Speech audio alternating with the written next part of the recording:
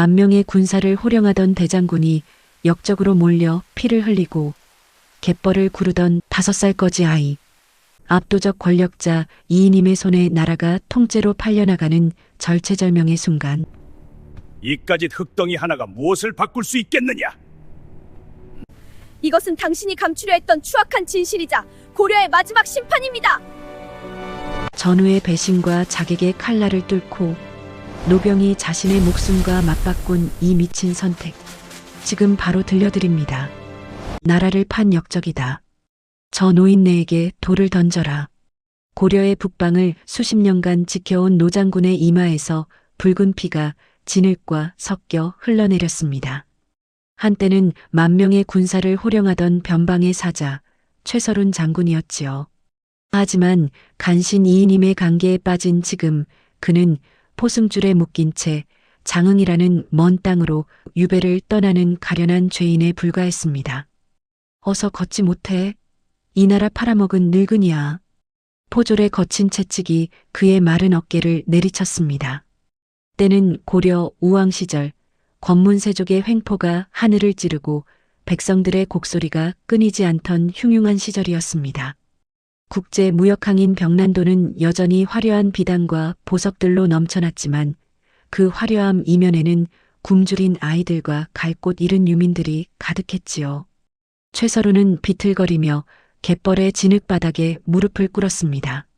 억울함이 뼈에 사무쳤지만 그는 입술을 깨물며 차가운 빗물을 삼킬 뿐이었습니다. 바로 그때였습니다. 살벌한 구경꾼들의 틈을 뚫고 웬 꼬마 하나가 튀어나왔습니다. 때국물이 줄줄 흐르는 얼굴에 다해진 옷을 입은 영락없는 거지 아이였지요. 아이는 최서룬 앞을 떡하니 가로막더니 대뜸 품속에서 무언가를 꺼내 보였습니다. 할아버지, 이거 줄 테니까 나 데려가요. 순간 사방이 고요해졌습니다. 최서룬은 멍하니 아이를 바라보았습니다. 일면식도 없는 아이였습니다. 하지만 아이의 눈동자는 여느 거지들과 달랐습니다. 맑다 못해 시릴 정도로 깊은 그 눈 안에는 말로 다할 수 없는 거대한 슬픔과 결연함이 동시에 서려 있었지요. 누구냐 너는? 나 몰라요. 아까 장터에서 보리떡 훔치다 걸렸을 때 숨겨줬잖아요. 이제 나 밥 사줘요. 아이는 막무가내였습니다. 포졸이 어이없다는 듯 비웃으며 몽둥이를 치켜들었습니다. 이 영감탱이는 역적이라 돈은커녕 쥐뿔도 없다며 더러운 쥐방울 같은 놈은 저리 비키라고 소리쳤지요. 포졸이 발길질을 하려 하자 아이는 날랜 다람쥐처럼 피하더니 최서룬의 다리를 와락 껴안았습니다. 할아버지가 나 데려간다고 했단 말이야. 밥 준다고 했어. 마치 물귀신처럼 달라붙는 통에 최서룬은 당해낼 재간이 없었습니다. 구경꾼들이 킬킬거리며 비웃자 최서룬의 얼굴이 수치심으로 붉어졌습니다. 이놈 썩 떨어지지 못하겠느냐? 장군의 호통에 아이가 고개를 들었습니다. 그리고 아주 작게 오직 최서룬에게만 들릴 정도로 속삭였지요. 쉬, 조용히 좀 해요. 저 아저씨들이 때리려고 하잖아요. 나도 갈 데 없어서 그래요. 내 밥값은 할 테니 제발 데려가줘요. 최서룬은 기가 찼습니다. 그때 포졸이 참다 못해 몽둥이를 휘둘렀습니다. 아이는 잽싸게 최서룬의 등 뒤로 숨었고 몽둥이는 장군의 허벅지를 스쳤습니다. 그만하시오. 최서룬이 불호령을 내렸습니다. 비록 죄인의 몸이었으나 수십 년간 전장을 누빈 대장군의 위험 섞인 목소리에 포졸들이 움찔하며 멈칫했습니다. 장군은 한숨을 내쉬며 등 뒤의 아이를 돌아보았습니다.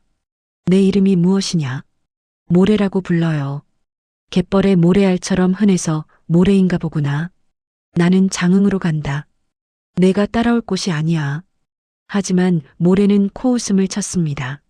싫어요. 할아버지 관상 보니까 밥은 안 굶기게 생겼는데 난 내 눈 믿어요. 결국 최서루는 체념하고 다시 발걸음을 옮겼습니다. 유배길에 웬 혹 하나가 붙어버린 꼴이었지요. 비바람이 거세지는 병난도의 저녁, 두 사람의 기이한 동행이 시작되었습니다. 모래는 최서룬의 옆에 딱 붙어 종종 걸음을 치면서도 손안에 든 무언가를 절대 놓지 않았습니다. 그것은 흙투성이가 된 반쪽짜리 청자 조각이었습니다.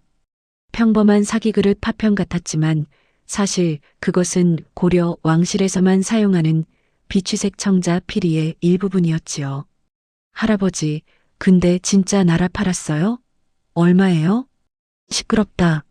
찬바람이 불 때마다 아이는 최서룬의 다리에 더 바짝 붙었습니다. 장군이 곁눈질로 내려다보자 모래는 씩 웃으며 품속의 청자 조각을 달빛에 살짝 비추어 보였습니다. 할아버지, 이거 봐요. 예뻐서 주었는데 여기 이상한 글씨가 있어요. 최서룬의 눈이 커졌습니다.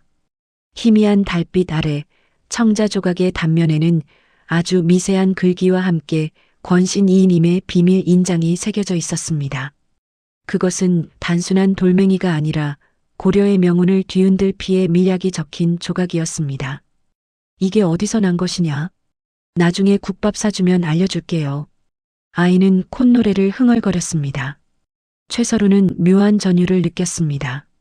자신의 보찜 속에 든 몰락한 가문의 기록, 그리고 이 기묘한 아이가 들고 있는 청자 파편. 우연이라기엔 너무나 정교하게 맞물리는 톱니바퀴 같았지요. 버림받은 노장군과 입을 닫아버린 천재소녀. 두 사람의 운명은 이제 때려야 뗄 수 없는 인연으로 묶이고 있었습니다. 벽난도를 뒤로하고 어둠 속으로 사라지는 그들의 뒤로 붉은 노을 대신 차가운 안개가 깔렸습니다. 하지만 그들은 아직 몰랐습니다. 이 작은 청자 조각 하나가 훗날 고려의 무너진 자존심을 다시 세우고 이인임의 거대한 성벽을 무너뜨릴 유일한 외통수가 될 줄은요. 이야기는 이제 시작일 뿐이었습니다. 아이의 침묵을 믿지 마십시오. 그 다물어진 입술 너머로 당신의 목숨을 노리는 칼날이 이미 비치고 있다면 어찌하시겠습니까? 때로는 100마디 말보다 한 번의 응시가 더 무서운 법이지요. 고려를 지키던 사자의 등에 업힌 이 작은 소녀는 과연 장군을 구하러 온 천사일까요? 아니면 함께 지옥으로 떨어질 악연일까요? 벽난도를 벗어나 장흥으로 향하는 길은 멀고도 험했습니다. 해가 지면 길을 분간하기 어려운 짙은 안개가 산자락을 덮었고 칼바람은 유백에게 얇은 옷새를 사정없이 파고들었지요. 최서룬 장군은 지팡이의 의지에 한 걸음씩 내디디며 등 뒤의 무게를 느꼈습니다. 5살 남짓한 작은 몸에서 전해지는 온기만이 유일한 위안이었으나 장군의 마음은 돌덩이를 얹은 듯 무거웠습니다. 길을 걷는 내내 모래는 한마디도 하지 않았습니다. 벽난도에서 밥을 달라며 떼를 쓰던 그 당돌함은 어디로 갔는지 아이는 그저 장군의 목을 꼭 껴안은 채 정면만을 응시할 뿐이었지요. 장군은 문득 아이가 말을 잃은 척하는 것인지 아니면 차마 내뱉지 못할 거대한 비밀을 삼키고 있는 것인지 궁금해졌습니다. 잠시 쉬어가기 위해 멈춰 선 바위 아래에서 최서루는 아이를 내려놓았습니다. 모래는 땅바닥에 닿자마자 나뭇가지를 집어들더니 무언가를 그리기 시작했습니다. 장군은 처음에는 아이의 장난인 줄 알았으나 이내 눈이 휘둥그레졌습니다. 이것이 무엇이냐? 내가 지금 그린 것이 우리가 지나온 길이 맞느냐? 아이는 대답 대신 나뭇가지를 더 깊게 눌러 흙바닥에 선을 그었습니다. 그것은 단순한 낙서가 아니었습니다. 벽난도에서 이곳 산자락까지 이어지는 험로와 굽이치는 강줄기, 그리고 매복하기 좋은 숲의 지형까지 완벽하게 묘사된 정교한 군사지도였습니다. 수십 년간 전장을 누빈 장군조차 혀를 내두를 만큼 정확한 통찰력에 최서루는 등골이 서늘해졌습니다. 왜 걷지 않고 이런 것을 그리는 게냐? 어서 가야 한다. 밤이 되면 늑대가 나타날지도 몰라. 모래는 장군의 말을 듣지 않는 듯 지도의 한 지점에 큰 가위표를 쳤습니다. 그리고는 보이지 않는 안개 속 숲을 손가락으로 가리켰지요. 아이의 눈동자는 마치 맹수가 어둠 속에서 먹잇감을 포착한 듯 서늘하게 빛나고 있었습니다. 길이 막혔어요. 할아버지, 저기 안개 속에는 사람이 아니라 죽음이 기다리고 있거든요. 모래가 처음으로 입을 열어 뱉은 말은 서늘한 경고였습니다.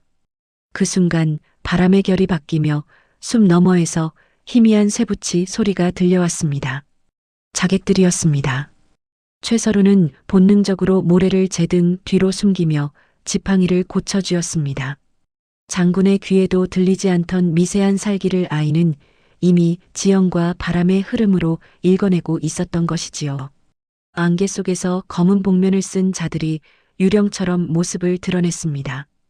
권신 이인님이 보낸 비밀 살수 집단, 풍우단의 무사들이었습니다. 그들은 최서룬의 목숨보다 모래가 품고 있는 청자 조각을 노리는 듯 아이의 가슴팍을 예의주시했습니다. 늙은 사자의 이빨은 다 빠졌을 텐데 웬 강아지 한 마리를 데리고 이 고생인가.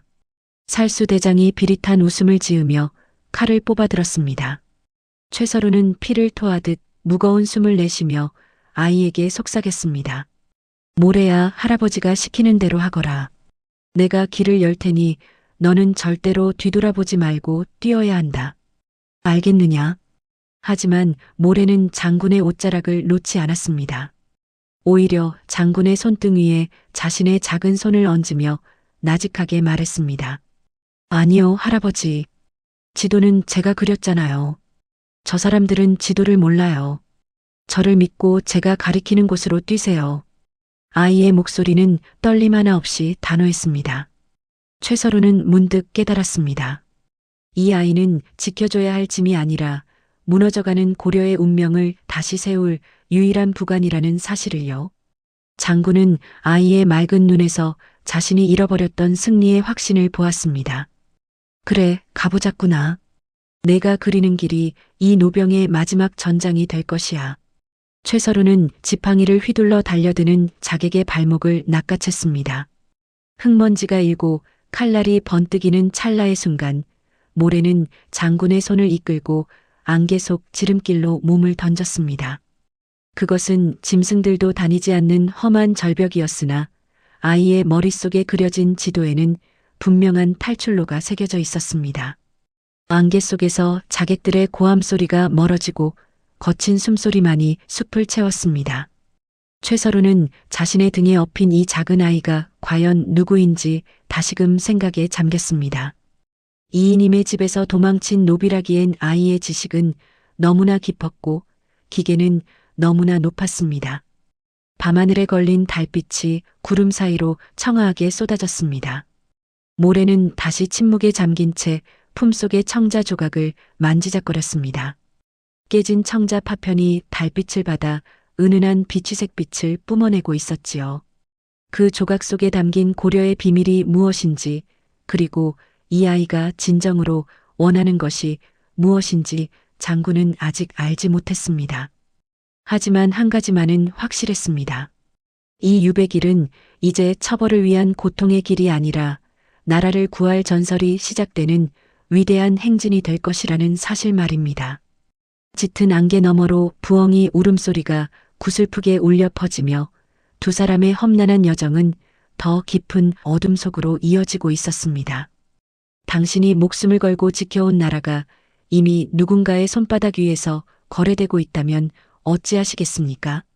그 배신의 증거가 고작 5살 아이의 누더기 옷 속에 숨겨져 있다면 당신은 그 아이를 보듬겠습니까? 아니면 그 서늘한 진실 앞에 눈을 감겠습니까? 오늘 밤 낡은 사찰의 달빛 아래서 고려의 운명을 뒤바꿀 피 묻은 비단보다 더 잔혹한 기록이 그 모습을 드러냅니다. 안개를 뚫고 숨가쁘게 달려온 두 사람이 도착한 곳은 산 중턱에 버려진 폐사였습니다. 천장은 내려앉고 불상의 금칠은 벗겨져 흉물스러웠으나 당장 추적자들의 눈을 피하기엔 이보다 좋은 곳이 없었지요. 최서룬 장군은 젖은 집단 위에 모래를 앉히고 자신도 벽에 몸을 기대었습니다. 어깨의 화살상은 이미 검게 변해 독기운이 퍼지고 있었지만 장군은 자신의 고통보다 아이의 품속에 든 물건에 온 신경을 곤두세웠습니다. 모래는 아무 말 없이 품속에서 그 푸른 조각을 꺼냈습니다. 벽난도에서부터 목숨처럼 쥐고 있던 청자 파편이었지요. 아이는 낡은 저고리 소매로 조각에 묻은 흙과 피를 정성스럽게 닦아내기 시작했습니다. 그러자 구름 사이로 고개를 내민 차가운 달빛이 조각의 표면을 훑고 지나갔습니다. 바로 그 순간 평범한 사기그릇 파편인 줄만 알았던 청자 조각에서 은은한 비추색 광채가 뿜어져 나왔습니다. 할아버지, 이것 보세요. 조각 속에 글씨들이 숨어 있어요. 아이의 나직한 목소리에 최서루는 몸을 일으켜 조각을 가까이 가져왔습니다. 장군의 눈이 경악으로 물들었습니다. 그것은 단순한 청자가 아니라 고려 왕실의 보물인 만파식적을 본떠 만든 비취 청자 피리의 일부분이었습니다. 더욱 놀라운 것은 조각의 단면을 따라 깨알같이 새겨진 미세한 글귀들이었습니다. 장군은 떨리는 손으로 조각을 달빛에 비추어 한자 한자 읽어내려갔습니다. 부역의 대가로 동북면의 땅을 원나라에 귀속시키며 이인임의 가문이 영구히 그 통치권을 인정받는다. 그것은 밀약서였습니다. 권신 이인임이 자신의 권력을 유지하기 위해 고려의 북방 영토를 원나라의 통째로 넘기겠다는 매국 행위가 아이의 장난감 같은 청자 조각에 박제되어 있었던 것이지요. 조각 아래쪽에는 이인임의 사인이 담긴 붉은 인장이 선명하게 박혀 있었습니다. 최서루는 가슴이 찢어지는 듯한 통증을 느꼈습니다. 자신이 변방에서 수만 명의 병사를 잃어가며 지켜온 그 땅이 조정의 안락한 의자에 앉은 자들의 붓끝에서 팔려가고 있었습니다. 모래야, 너는 이것이 무엇인지 알고 있었느냐? 도대체 이 귀한 것을 어디서 구했단 말이냐? 장군의 물음에 모래는 조용히 고개를 떨구었습니다. 아이의 작은 어깨가 파르르 떨리기 시작했지요. 이인임 대감의 집 창고 아래 숨어 있었어요. 엄마가 그랬거든요. 이 조각이 우리 가족을 죽인 나쁜 사람들을 벌줄 수 있는 유일한 칼이라고요. 엄마는 저를 도망치게 하고 그 사람들에게 잡혀갔어요. 아이의 눈에서 굵은 눈물방울이 청자 조각 위로 떨어졌습니다. 최서루는 아이를 와락 끌어안았습니다. 이 작은 아이가 겪었을 지옥 같은 공포와 어머니를 잃은 슬픔이 장군의 가슴으로 고스란히 전해졌습니다. 고작 5살 소녀가 고려라는 거대한 나라의 무너진 정의를 홀로 짊어지고 갯벌을 구르고 숲을 헤치며 여기까지 온 것이었습니다. 미안하구나. 이 할아비가 이 나라의 군인이 못나서 너에게 이런 짐을 지웠어. 정말로 미안하다. 장군은 피 섞인 눈물을 흘리며 다짐했습니다. 이 조각은 이제 단순한 증거가 아니었습니다. 죽어간 아이의 어머니와 나라를 위해 목숨을 바친 병사들의 원혼이 담긴 최후의 경문이었습니다. 이인임은 최서룬의 목숨을 끊으려 했으나 오히려 최서룬의 손에 자신의 목을 칠 수 있는 가장 날카로운 칼을 쥐어준 셈이었습니다. 할아버지, 우리 이제 어떻게 해요? 저 사람들이 곧 여기까지 올 텐데. 모래가 불안한 듯 장군의 옷자락을 붙잡았습니다. 최서루는 어깨에 박힌 화살을 거칠게 뽑아내며 이를 악물었습니다. 솟구치는 피를 옷소매로 틀어막은 장군의 눈빛은 예전 전장을 호령하던 사자의 그것으로 돌아와 있었습니다. 걱정 말거라. 이제 우리는 도망치는 쥐새끼가 아니다. 이 조각을 들고 고려의 심장으로 들어갈 것이다. 사냥꾼이 덫을 놓았으니 이제 짐승이 걸려들 차례로구나. 장군은 청자 조각을 모래의 옷 안쪽 깊숙한 곳에 다시 넣어주었습니다. 그리고는 부러진 지팡이를 칼처럼 고쳐 잡았지요. 무너진 사찰 밖으로 다시 안개가 자욱하게 깔리고 있었지만 장군의 눈에는 그 어느 때보다 선명한 길이 보이고 있었습니다. 그것은 죽음으로 가는 길이 아니라 고려의 새로운 아침을 열기 위해 반드시 지나야 할 피의 행로였습니다.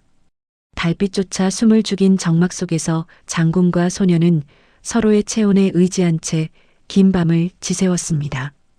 이제 그들이 내딛는 한 걸음 한 걸음은 고려의 역사를 새로 쓰는 거대한 파동이 될 것이었습니다. 조각난 청자가 다시 하나의 피리가 되어 울려 퍼질 그날까지 늙은 사자의 마지막 사냥은 멈추지 않을 것입니다. 죽음은 소리 없이 다가온다고들 하지만 사실 죽음은 가장 요란한 냄새를 풍기며 다가오는 법입니다. 숲 전체가 숨을 죽이고 벌레 소리조차 끊겼을 때 당신의 뒤를 쫓는 것이 과연 서늘한 밤바람일까요? 아니면 당신의 목을 노리는 서슬퍼런 칼날일까요? 오늘 밤 늙은 사자와 어린 길잡이가 벌이는 안개 속에 숨막히는 사투가 시작됩니다. 사찰을 나선 두 사람의 뒤로 짙은 어둠이 파도처럼 밀려왔습니다. 고려의 산세는 낮에는 수려하나 밤이 되면 그 어느 곳보다 잔혹한 미궁으로 변하기 마련이지요. 최서룬 장군은 어깨의 통증을 억누르며 모래의 손을 꼭 쥐었습니다.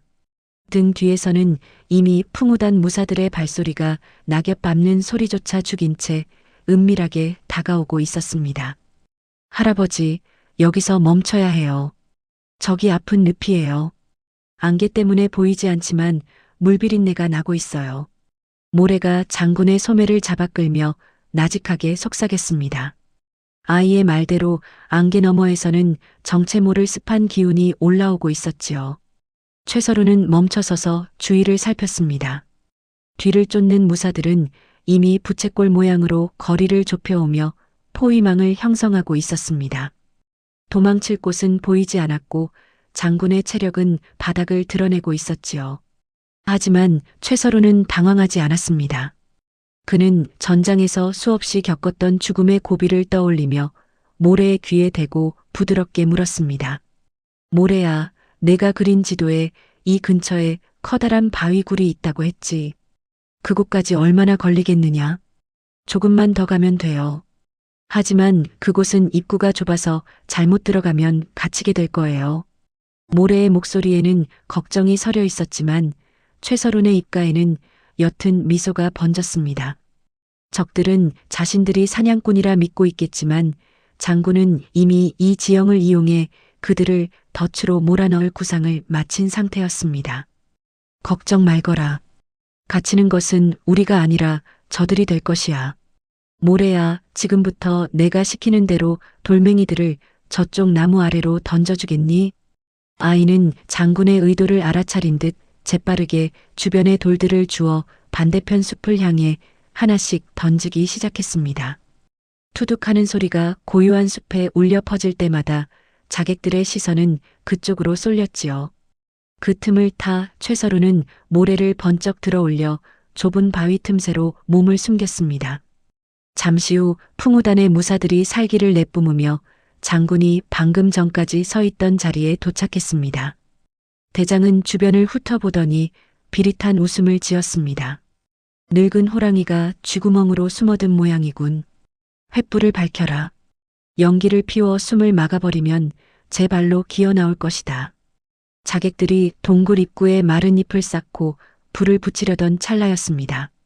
갑자기 동굴 위쪽 벼랑에서 거대한 바위들이 굴러떨어지며 자객들의 머리 위를 덮쳤습니다. 최서룬이 미리 지형을 살펴 지렛대의 원리로 괴어두었던 바위들이었지요. 무사들이 비명을 지르며 흩어지는 사이 최서룬은 모래의 손을 잡고 동굴의 또 다른 출구로 빠져나왔습니다. 할아버지, 정말 대단해요. 지도가 머릿속에 있는 것 같아요. 아니다. 내가 먼저 지형을 읽어주었기에 가능한 일이었지. 내 눈은 이 할아비의 천군만마보다 더 든든하구나. 최서루는 거친 숨을 몰아쉬면서도 아이의 머리를 쓰다듬었습니다. 모래는 쑥스러운 듯 고개를 숙였지만 그 눈빛만은 여전히 초롱초롱하게 빛나고 있었지요. 두 사람은 산등성이를 타고 내려와 인가와 떨어진 작은 계곡가에 도착했습니다. 밤 공기가 차가웠지만 두 사람의 가슴은 승리의 열기로 뜨거웠습니다.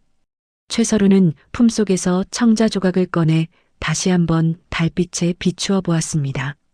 비취색 광채는 여전히 영롱했고 그 속에 담긴 이인임의 죄상은 더욱 선명하게 다가왔지요. 이 조각이 고려의 운명을 바꿀 열쇠라면 이 할아비는 기꺼이 이 길의 마지막까지 너를 지킬 것이다.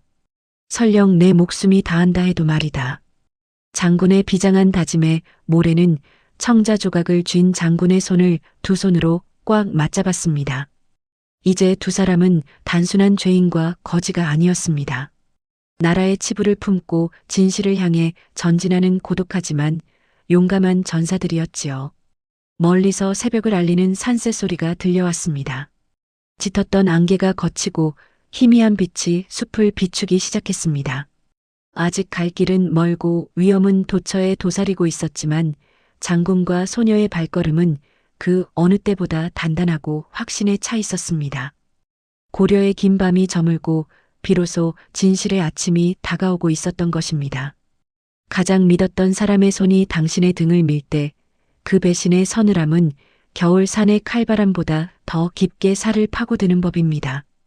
평생을 함께 전장을 누빈 전우의 미소 뒤에 독이 묻은 칼날이 숨겨져 있다면 당신은 과연 그 손을 다시 잡으시겠습니까? 오늘 밤 노장군이 마주한 진실은 자객의 칼날보다 더 잔혹하고 시린 빛을 띠고 있습니다. 안개를 뚫고 산등성이를 넘은 지 사흘째였습니다. 최서룬 장군의 어깨는 이미 감각이 없을 정도로 부어올랐고 모래의 작은 발등은 피와 진물이 엉겨붙어 차마 눈뜨고 볼 수 없는 지경이었지요. 그때 멀리 산기슭 끝에 작은 관아의 불빛이 보였습니다. 그곳은 최서룬의 옛 부하이자 전장에서 목숨을 나누었던 아우 한만석이 현감으로 있는 고을이었습니다. 할아버지, 저기 불빛이 보여요. 저 마을로 가실 건가요? 모래가 걱정스러운 듯 최서룬의 옷자락을 만졌습니다. 장군은 가쁜 숨을 몰아쉬며 희미하게 고개를 끄덕였습니다. 만석이라면 믿을 수 있었습니다. 그와는 압록강의 추위 속에서 하나의 거적으로 몸을 녹이며 죽음을 함께 결의했던 사이였으니까요. 장군은 마지막 남은 힘을 쥐어짜 관아의 뒷문으로 향했습니다. 관아의 문을 두드리자 나타난 한만석은 사색이 되어 장군을 맞이했습니다. 그는 장군의 상처를 보고 눈시울을 붉히며 극진히 대접했지요. 따뜻한 탕반이 차려지고 상처를 닦아낼 깨끗한 물이 준비되었습니다. 최서루는 비로소 안도의 한숨을 내쉬며 긴장을 풀었습니다. 하지만 그 곁에서 모래는 식사에 손도 대지 않은 채 뚫어지게 한만석을 응시하고 있었습니다. 장군님, 이 무슨 고초이십니까? 이이님 그자가 기어코 장군님을 이 꼴로 만들다니요. 제가 힘을 보태겠습니다. 한만석은 붕괴하며 술잔을 채웠습니다. 최서루는 고마움에 목이 메어 술을 들이켰지요. 하지만 그때였습니다. 모래가 갑자기 밥상을 뒤엎으며 장군의 손을 낚아챘습니다. 할아버지, 마시지 마세요. 이 아저씨 눈에서 아까 산에서 본 쇠비린내가 나요. 집 밖에도 사람들이 가득해요. 정적이 흘렀습니다. 한만석의 인자하던 눈빛이 순식간에 싸늘하게 식어버렸지요. 그는 들고 있던 술잔을 바닥에 내던졌습니다. 그러자 문 밖에서 무장한 포졸들이 우르르 들이닥쳤습니다. 최서루는 믿기지 않는다는 듯 한만석을 바라보았습니다. 만석아, 내가 정녕 나를 배신하는 것이냐? 우리 사이의 의리가 고작 이이님의 금전보다 가볍단 말이냐? 한만석은 비릿하게 웃으며 칼을 뽑아들었습니다. 의리가 밥을 먹여주지는 않더군요, 장군님. 대감께서 저 아이가 가진 조각만 넘겨주면 제게 큰 자리를 약속하셨습니다. 죽어가는 장군님과 함께 썩느니 이 아이를 바치고 새 세상을 사는 게 이치 아니겠습니까? 최서룬의 가슴에 칼을 맞은 것보다 더 큰 통증이 몰려왔습니다. 평생을 지켜온 신의가 무너지는 소리가 들렸지요. 하지만 장군은 절망하지 않았습니다. 그는 오히려 모래를 제 등 뒤로 감싸 안으며 부러진 지팡이를 칼처럼 고쳐 잡았습니다. 가엾구나, 만석아. 내가 판 것은 나의 목숨이 아니라 내 놈의 혼이로구나. 장수가 신의를 잃으면 그저 칼든 짐승에 불과한 것을. 그 순간 모래가 미리 준비한 등잔 기름을 화로에 끼얹었습니다. 순식간에 방 안에 불길이 치솟았고 자객들이 당황하여 물러섰지요. 최서루는 그 틈을 놓치지 않고 창문을 부수어 밖으로 몸을 날렸습니다. 만석의 추격대가 뒤를 쫓았지만 모래가 미리 그려둔 관아의 뒷길 지도를 따라 두 사람은 다시 칠흑 같은 숲으로 몸을 숨겼습니다. 추위보다 더 시린 배신의 상처를 안고 최서로는 숲길을 달렸습니다. 등 뒤에 엎인 모래의 작은 심장 소리가 장군의 등을 타고 전해졌지요. 아이는 울지 않았습니다. 오히려 장군의 젖은 뺨을 작은 손으로 닦아주며 나직하게 속삭였습니다. 할아버지, 울지 마세요. 저 아저씨는 지도를 몰라서 우리를 못 잡을 거예요. 제가 더 안전한 곳으로 모실게요. 장군은 목이 메어 아무 말도 할 수 없었습니다. 사람에게 배신당하고 상처 입은 마음을 고작 5살 아이가 어루만져주고 있었습니다. 최서로는 깨달았습니다. 이제 이 아이는 자신이 지켜야 할 존재가 아니라 오히려 자신을 사람으로 살게 하는 유일한 빛이라는 것을요. 멀리서 한만석의 고함 소리가 숲을 울렸지만 장군은 뒤돌아보지 않았습니다. 빗물과 눈물이 뒤섞인 얼굴로 그는 오직 앞만을 향해 나아갔습니다. 이제 남은 길은 사자들의 침묵이 흐르는 깊은 계곡뿐이었습니다. 그곳은 한번 들어가면 살아서 나오기 힘들다는 죽음의 숲이었으나 지금의 장군에게는 인간들의 세상보다 그곳이 훨씬 더 따뜻하게 느껴졌습니다. 밤하늘의 달조차 구름 뒤로 숨어버린 어둠 속에서 두 사람의 그림자는 하나가 되어 깊은 숲으로 스며들었습니다. 깨진 청자 조각은 여전히 모래의 품속에서 은은한 빛을 내며 그들의 길을 비추고 있었지요. 배신으로 얼룩진 고려의 밤은 깊어만 갔지만 진실을 향한 노병과 소녀의 행진은 결코 멈추지 않을 것입니다. 당신이 진실이라 믿었던 세상이 단 한 조각의 흙덩이보다 가볍게 부서진다면 당신은 무엇을 움켜쥐시겠습니까? 평생을 바친 충성이 배신이라는 비수가 되어 돌아올 때 사람을 다시 일으켜 세우는 것은 화려한 보검이 아니라 아이의 온기 묻은 청자 조각일지도 모릅니다. 오늘 밤 고려의 가장 깊은 어둠 속에서 깨진 피리 조각이 토해내는 죽은 자의 진실이 마침내 그 서늘한 속살을 드러냅니다. 한만석의 배신을 뒤로하고 최서룬 장군과 모래가 숨어든 곳은 사자의 침묵이 흐른다는 귀곡산의 깊은 계곡이었습니다.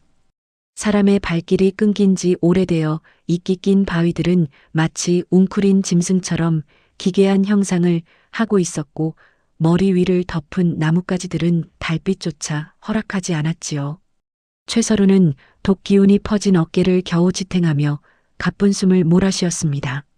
한 걸음을 뗄 때마다 눈앞이 흐릿해졌으나 등 뒤에서 느껴지는 모래의 작은 심장 박동이 그를 억지로 깨우고 있었습니다. 할아버지, 조금만 더 힘을 내세요. 저기 바위 틈새에 물소리가 들려요. 그곳에 숨으면 바람이 우리 냄새를 가져갈 거예요. 모래가 장군의 귀에 대고 나직하게 속삭였습니다. 아이의 말대로 계곡 깊숙한 곳에는 폭포 뒤로 숨겨진 작은 동굴이 하나 있었지요. 차가운 물줄기를 뚫고 동굴 안으로 몸을 들인 최서루는 비로소 바닥에 주저앉았습니다. 장군의 상복은 이미 피와 땀으로 범벅이 되어 있었고 안색은 잿빛으로 변해 있었습니다. 모래는 서둘러 조각난 옷감을 적셔 장군의 상처를 닦아내기 시작했습니다. 그때였습니다. 장군의 상처를 닦던 모래의 손이 갑자기 멈췄습니다. 아이의 품속에 있던 청자 조각이 동굴 안의 미세한 수기 때문인지 은은한 비취색 광채를 내뿜으며 공명하기 시작했기 때문입니다. 최서루는 흐릿한 눈을 떠 그 광경을 지켜보았습니다. 조각의 깨진 단면에서 무언가 맑은 액체 같은 것이 배어나오고 있었지요. 할아버지, 이것 좀 보세요. 조각 안에서 어머니의 냄새가 나요. 그리고 여기 글씨가 더 있어요. 모래는 떨리는 손으로 청자 조각의 안쪽 면을 보여주었습니다. 달빛도 없는 어두운 동굴이었으나 청자 자체가 내뿜는 비취색 빛이 동굴 벽면을 환하게 비추고 있었지요. 조각의 깊숙한 틈새에는 이인임의 미략 외에도 정교하게 새겨진 악보와 같은 기호들이 빼곡히 들어차 있었습니다. 그것은 고려 왕실의 비기인 만파식적을 다루는 음률이자 이인임이 장악한 금군들의 배치도를 암호화한 기록이었습니다. 최서루는 조각을 건네받아 찬찬히 살펴보았습니다. 장군의 입술이 파르르 떨렸습니다. 이 청자피리는 단순한 증거물이 아니었습니다. 이인임의 모든 권력 구조와 그가 숨겨둔 사병들의 거처 그리고 매국행위의 모든 경로가 담긴 고려의 마지막 기록이었지요. 아이의 어머니는 자신의 목숨을 바쳐 이 거대한 진실을 청자 조각 안에 봉인했던 것입니다. 모래야, 너의 어머니는 참으로 위대한 분이셨구나. 이 조각은 이인임의 목을 칠 수 있는 가장 날카로운 칼이자 무너진 고려를 다시 세울 유일한 설계도다. 할아버지는 이 조각이 무서우세요. 저는 이 소리가 들려요. 엄마가 이 피리를 다 고치면 다시 만날 수 있다고 하셨거든요. 아이는 해맑게 웃었지만 그 눈동자에는 지울 수 없는 그리움이 서려 있었습니다. 최서루는 아이의 머리를 쓰다듬으며 다짐했습니다. 이 조각이 온전한 피리가 되어 고려의 하늘에 울려 퍼지는 날 비로소 아이의 어머니도 이 나라도 평온을 찾을 수 있을 것이라 믿었지요. 하지만 평화는 짧았습니다. 동굴밖 물소리 사이로 섞여 들어오는 금속성의 마찰음이 장군의 본능을 깨웠습니다. 한만석과 풍우단의 추격대가 마침내 이곳까지 도달한 것이었습니다. 횃불의 붉은 빛이 폭포 너머 안개를 가르며 동굴 입구를 좁혀오기 시작했습니다. 최서루는 부러진 지팡이를 칼처럼 고쳐쥐고 자리에서 일어났습니다. 상처는 비명을 질렀지만 장군의 눈에는 다시금 사자의 기백이 서렸습니다. 모래야, 이제 이 할아버지가 마지막 싸움을 준비해야 할 것 같구나. 너는 이 조각을 들고 동굴 깊숙한 곳의 물길을 따라 나가거라. 그 길이 개경으로 이어지는 유일한 생명줄이다. 안 돼요, 할아버지. 같이 가야 해요. 지도는 제가 더 잘 알잖아요. 혼자 가시면 길을 잃으실 거예요. 아이는 장군의 소매를 꽉 붙잡았습니다. 최서루는 아이를 내려다보며 희미하게 웃었습니다. 그것은 죽음을 앞둔 장수의 슬픈 미소가 아니라 소중한 것을 지키기로 결심한 인간의 가장 숭고한 얼굴이었지요. 장군은 자신의 도포를 벗어 아이의 몸을 꽁꽁 묶어주었습니다. 가거라, 모래야. 내가 살아야 고려가 산다. 이 할아비는 여기서 저 짐승들을 막아설 것이다. 내가 가진 피리 소리가 들릴 때까지 나는 결코 쓰러지지 않을 것이다. 폭포를 뚫고 쏟아져 들어오는 추격자들의 함성과 함께 최서루는 동굴 밖으로 몸을 날렸습니다. 쏟아지는 빗줄기 속에서 노장군의 포효가 산맥을 울렸습니다. 모래는 눈물을 머금고 장군이 일러준 어두운 물길 속으로 몸을 숨겼습니다. 손안에 쥔 청자 조각은 여전히 아이의 체온을 받아 뜨겁게 달구어져 있었습니다. 배신과 탐욕으로 가득한 고려의 밤이었지만 동굴 밖에서 들려오는 장군의 호통 소리는 그 어느 때보다 장엄하게 울려 퍼졌습니다. 그것은 한 시대의 끝을 알리는 장송곡이자 새로운 시대의 시작을 예고하는 서곡이었습니다. 깨진 청자 조각이 다시 하나의 소리가 될 때까지 노병과 소녀의 운명적인 사투는 이제 가장 치열한 절정을 향해 치닫고 있었습니다. 당신은 한 사람의 목숨이 한 나라의 역사보다 무겁다고 믿으십니까? 여기 자신의 심장이 멈추는 대가로 천년의 미래를 사려는 미친 노인이 있습니다. 수천 개의 횃불이 숲을 태워도 결코 끌 수 없었던 단 하나의 불꽃, 그 처절하고도 숭고한 희생의 기록을 보십시오. 오늘 밤 고려의 가장 어두운 계곡에서 한 시대의 종말을 막아서는 늙은 사자의 마지막 포효가 시작됩니다. 폭포의 굉음이 동굴 안을 가득 메우고 있었습니다. 쏟아지는 물줄기 너머로 비치는 횃불의 붉은 일렁임은 마치 지옥의 불길이 다가오는 듯 했지요. 최서룬 장군은 떨리는 손으로 모래의 어깨를 꽉 잡았습니다. 장군의 갑옷 사이로 흐르는 피가 차가운 동굴 바닥을 적셨지만 그의 눈빛만큼은 수십 년 전 압록강을 지키던 그 기백 그대로였습니다. 모래야, 저기 물줄기가 잦아드는 틈을 타 어둠 속으로 몸을 던져라. 그곳에 내가 그린 지도에 있던 비밀수로가 있을 것이다. 모래는 장군의 소매를 붙잡고 고개를 저었습니다. 아이의 맑은 눈망울에는 폭포수보다 더 많은 눈물이 맺혀 있었지요. 안 돼요, 할아버지. 같이 가요. 제가 길을 알잖아요. 혼자 가시면 저 나쁜 사람들이 할아버지를 아프게 할 거예요. 최서루는 아이의 눈물을 마른 손가락으로 닦아주며 희미하게 웃었습니다. 그것은 죽음을 앞둔 장수의 슬픔이 아니라 가장 소중한 승리를 확신하는 자의 평온한 미소였지요. 장군은 품속에서 작고 날카로운 단도를 꺼내 모래의 손에 쥐어주었습니다. 이것은 호신용이 아니다. 길을 잃었을 때 바위에 표시를 남기거라. 그리고 기억해라. 내가 가진 그 청자 조각이 울려 퍼질 때 이 하라비는 다시 내 곁으로 돌아갈 것이다. 고려의 아이야, 뒤를 돌아보지 말고 뛰거라. 최서루는 망설이는 모래의 등을 거칠게 떠밀었습니다. 아이는 차가운 물속으로 빨려 들어가며 비명을 삼켰고 이내 어두운 수로 너머로 사라졌습니다. 아이의 작은 손에 쥐어진 청자 조각이 마지막으로 내뿜은 비취색 광채가 장군의 눈가에 아스라이 남았습니다. 그 순간 동굴 입구를 막아섰던 폭포가 갈라지며 한만석과 풍우단 무사들이 들이닥쳤습니다. 한만석은 피투성이가 된 채 홀로 서 있는 최서룬을 보며 비릿한 비웃음을 흘렸습니다. 장군님, 참으로 미련하십니다. 고작 거지 아이 하나 살리겠다고 이 귀한 목숨을 버리시다니요. 그 조각만 내놓으신다면 지금이라도 이인임 대감께 선처를 구하겠습니다. 최서루는 부러진 지팡이를 칼처럼 고쳐 잡으며 한 걸음 앞으로 나섰습니다. 장군의 발걸음이 닿는 곳마다 붉은 선혈이 꽃처럼 피어났지요. 만석아, 너는 고작 자리를 탐내어 영혼을 팔았으나 나는 이 아이를 위해 내 내일을 팔았다. 장수에게 가장 명예로운 전장은 적의 성벽 앞이 아니라 지켜야 할 진실의 바로 앞인 것을 너는 끝내 모르는구나. 최서룬의 사자우가 동굴벽을 타고 울려 퍼졌습니다.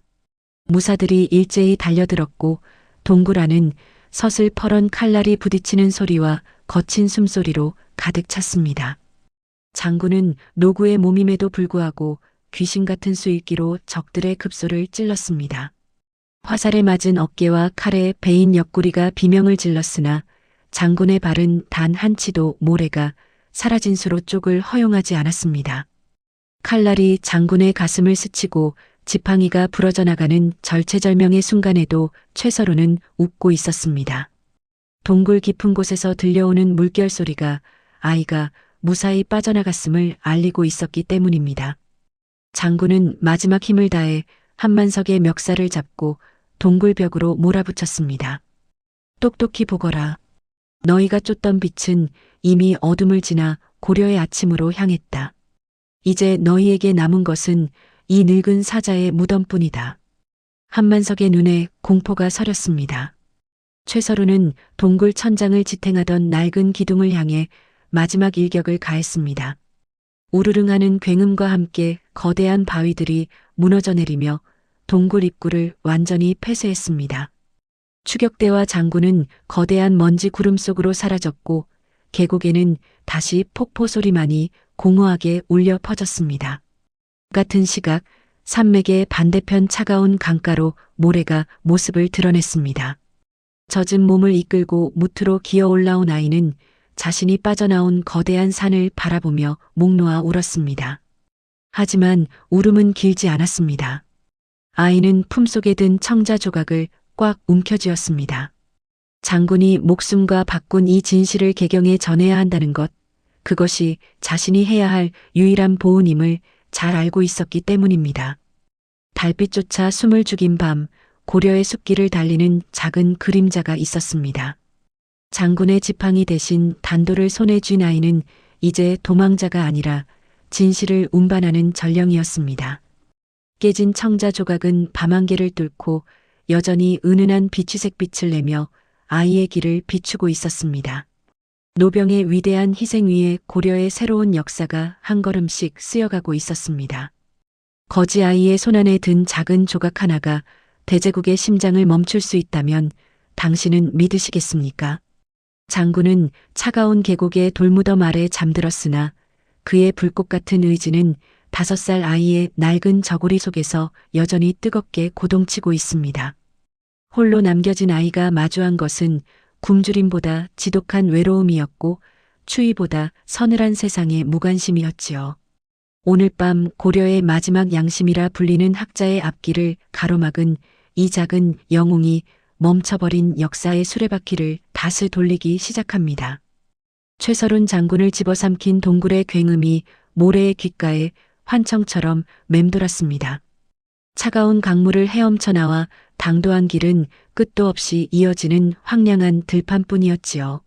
모래는 장군이 남겨준 작은 단도를 지팡이 삼아 한 걸음씩 내디뎠습니다.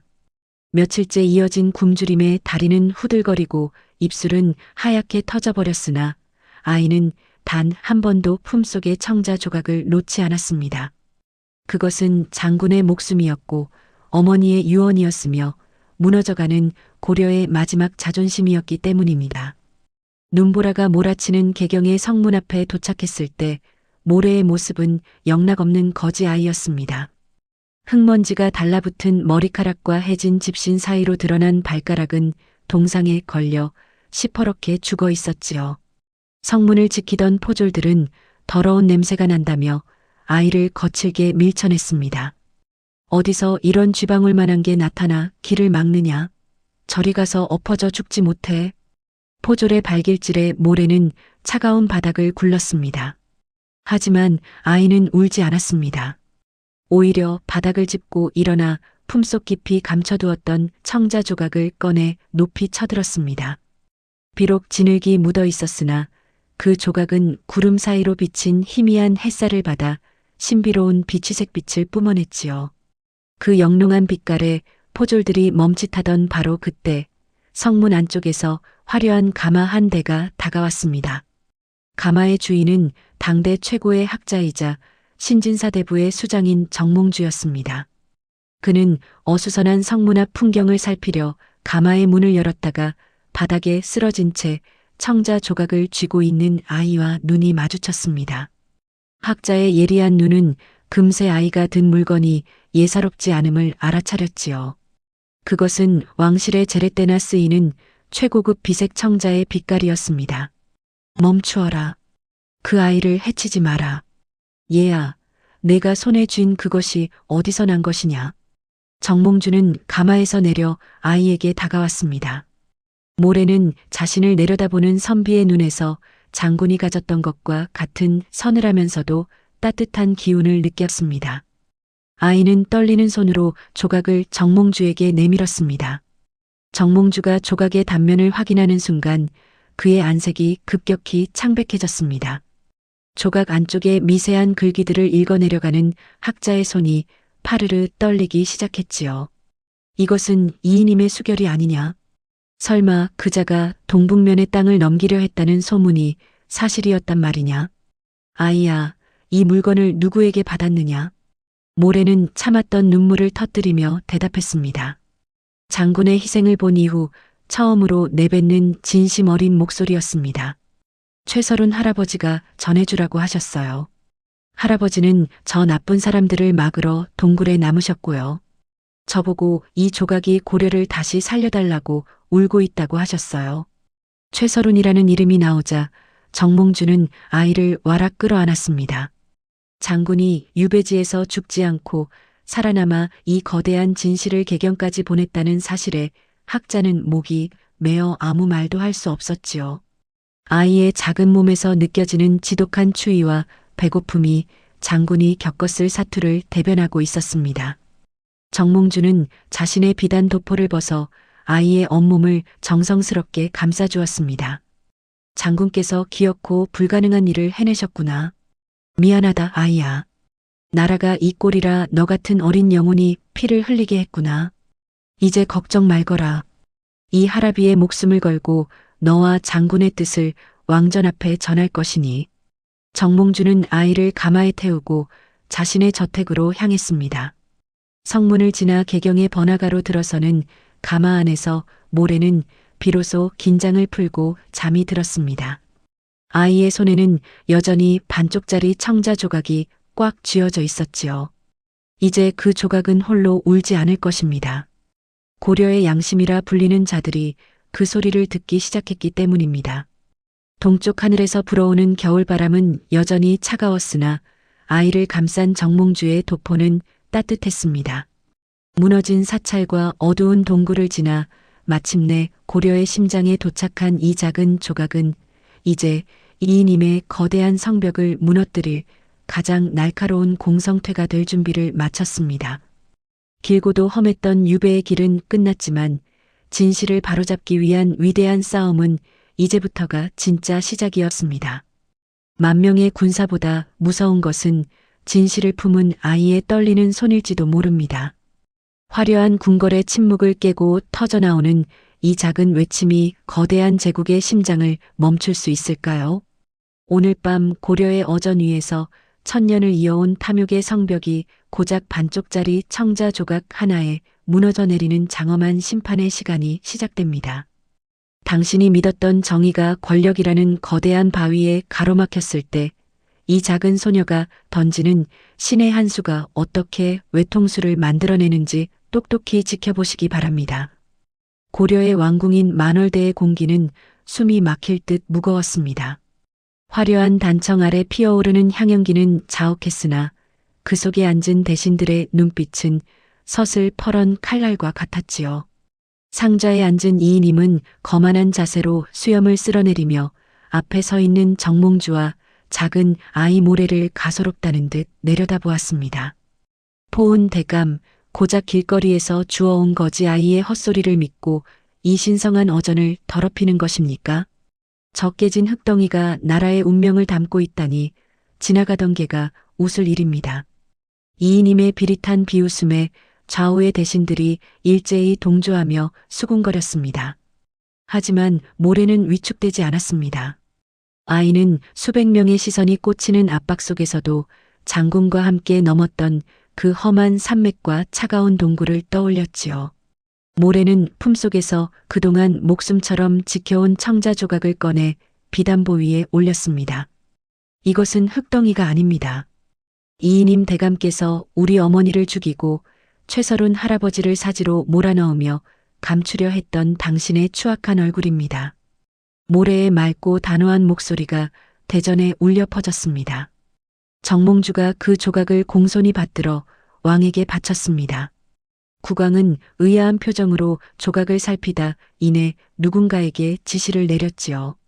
잠시 후 내관이 왕실의 보물고에서 보관하던 비치 청자 피리의 몸통을 가지고 나타났습니다. 이인임의 눈동자가 처음으로 가늘게 떨리기 시작했습니다. 국왕이 직접 아이가 가져온 파편을 피리의 깨진 부분에 갖다 대었습니다. 탁하는 소리와 함께 조각은 마치 처음부터 하나였던 것처럼 완벽하게 맞물려 들어갔습니다.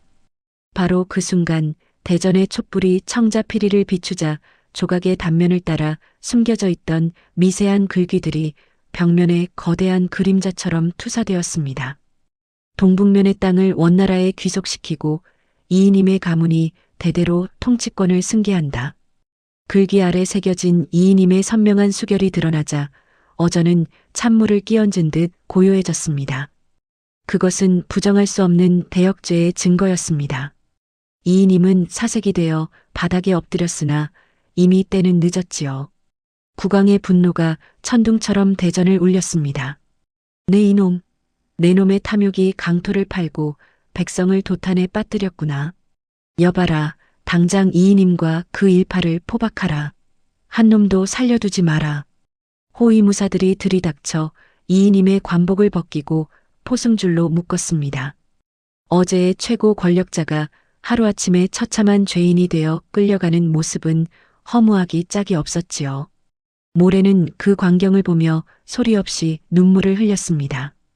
억울하게 죽어간 어머니와 차가운 동굴 속에 홀로 남겨진 최서룬 장군의 얼굴이 주마등처럼 스쳐 지나갔습니다. 할아버지, 우리가 이겼어요. 이제 피리가 다시 하나가 되었어요. 모래의 나직한 혼잣말에 정몽주는 아이의 어깨를 감싸쥐었습니다. 학자의 눈에도 뜨거운 이슬이 맺혀 있었지요.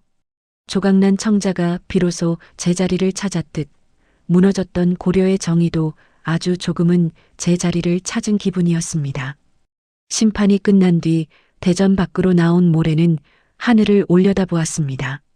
개경의 밤하늘에는 여전히 차가운 달빛이 흐르고 있었으나 오늘 밤의 달빛은 어쩐지 예전보다 더 따뜻하고 밝게 느껴졌습니다. 아이의 손안에는 이제 온전해진 청자피리가 묵직하게 들려 있었지요. 탐욕으로 가득했던 긴 밤이 지나고 비로소 고려에 진실의 새벽이 찾아오고 있었습니다. 하지만 모래는 알고 있었습니다.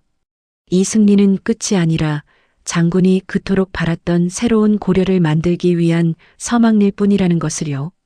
작은 소녀의 발걸음은 이제 더 이상 도망치는 자의 것이 아니었습니다. 세상을 바꾼 위대한 증인의 당당한 걸음으로 모래는 새벽 공기를 가르며 나아갔습니다. 당신은 시간이 모든 상처를 지워준다고 믿으십니까?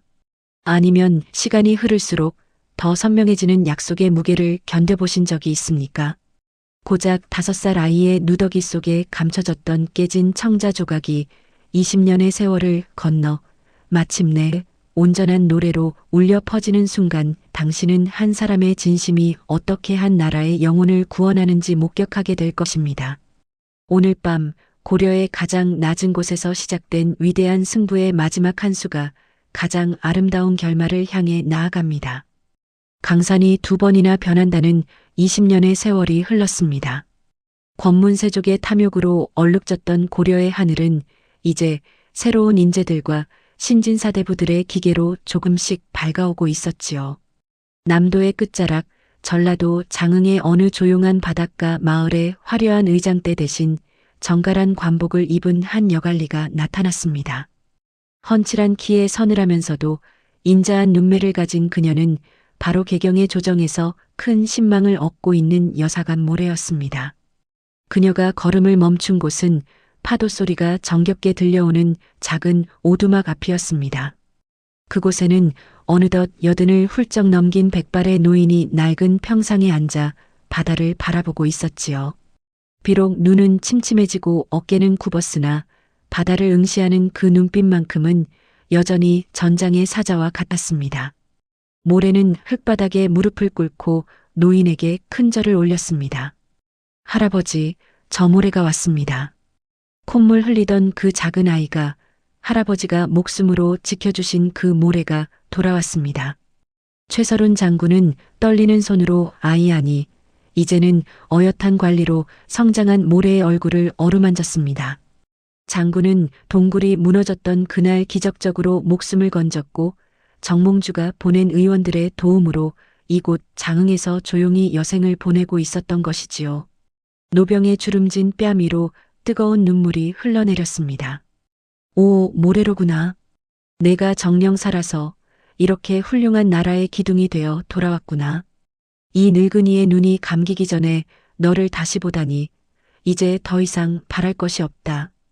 두 사람은 마주 앉아 20년 전에 그 치열했던 길을 회상했습니다. 모래는 품속에서 비단천에 소중히 감싸둔 물건을 꺼냈습니다. 그것은 병난도에서부터 장흥까지 그리고 다시 개경의 어정까지 그녀가 목숨처럼 지켰던 청자 조각이었습니다. 그런데 그 모습이 예전과는 달랐습니다. 깨졌던 단면들이 순금으로 정성스럽게 이어 붙여져 이제는 완벽한 하나의 청자 피리가 되어 있었지요. 할아버지, 이것이 할아버지와 제가 둔 마지막 수의 결실입니다. 이 피리 소리가 울려 퍼지는 날 고려의 모든 백성이 평화를 누릴 것이라 하셨지요. 이제 그 약속을 지키려 합니다. 모래가 피리를 입술에 가져다 대었습니다. 그러자 청아하고도 장엄한 곡조가 장흥의 바닷가에 울려 퍼졌습니다. 그것은 죽어간 병사들을 위로하는 진홍곡이자 새로운 고려를 꿈꾸는 희망의 찬가였습니다. 피리 소리는 파도를 타고 멀리 북방의 영토까지 닿을 듯이 힘차게 뻗어나갔지요. 참으로 아름다운 소리로구나. 깨진 틈을 금으로 메우니 예전보다 더 단단하고 빛나는구나. 우리의 삶도 저 피리와 같지 않겠느냐. 최서룬 장군의 나직한 감탄에 모래는 미소 지었습니다. 이 이야기는 오늘을 사는 우리에게도 깊은 울림을 전해줍니다. 첫째, 겉모습으로 사람을 판단하지 말아야 합니다. 모두가 거지아이라고 손가락질하던 모래를 최서룬 장군은 고려를 구할 인재로 보았습니다. 우리 주변에도 아직 빛을 발하지 못한 보석 같은 인연들이 있습니다. 그들을 믿고 기다려주는 해안이 필요합니다. 둘째, 사람에 대한 투자는 결코 배신하지 않습니다. 장군은 자신의 목숨을 걸고 아이를 지켰고 그 아이는 20년 뒤 나라를 지키는 큰 재상이 되어 돌아왔습니다. 진심을 다해 누군가를 돕는 것은 세상을 바꾸는 가장 확실한 길입니다. 셋째, 우리의 상처는 영광스러운 훈장이 될 수 있습니다. 금으로 이어붙인 청자 피리처럼 우리가 겪은 아픔과 실패도 어떻게 치유하고 보듬느냐에 따라 세상에 단 하나뿐인 가장 귀한 보물이 됩니다. 당신의 깨진 틈 사이로 비로소 빛이 들어올 수 있음을 잊지 마십시오. 노병과 소녀가 마주 앉아 바다를 바라보는 오두막 위로 눈부신 노을이 깔리고 있었습니다. 깨진 조각이 모여 비로소 온전한 노래가 된 것처럼 우리 인생의 시련들도 언젠가 가장 아름다운 명승부로 기억될 것입니다. 오늘 당신이 지키고 있는 그 작은 조각은 훗날 어떤 노래로 울려 퍼지게 될까요? 장군과 모래의 위대한 여정은 여기서 마침표를 찍지만 그들이 남긴 진실의 향기는 영원히 사라지지 않을 것입니다.